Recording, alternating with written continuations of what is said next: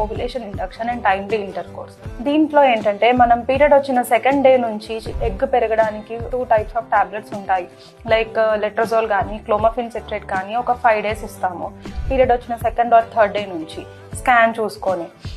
దాంతో ఈ టాబ్లెట్స్తో గుడ్డు అనేది ఎలా పెరుగుతుందో ఒకసారి 9th day చూడడం, అలాగే 12th day చూడడం అలా చేస్తుంటాం.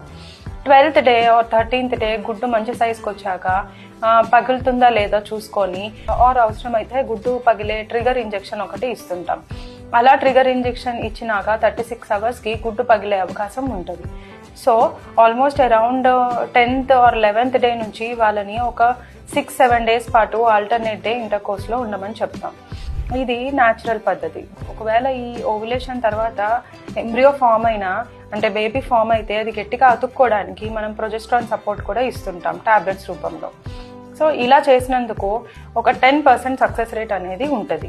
దీనికి మెయిన్ క్రైటీరియా వచ్చేసి ట్యూబ్స్, అంటే ఫాలోపియన్ ట్యూబ్స్ అంటారు, అవి క్లియర్గా ఉండాలి. సో ట్యూబ్ టెస్ట్ చేసుకొని అది క్లియర్గా ఉన్నాకే ఈ పద్ధతి మనం ట్రై చేయాలి.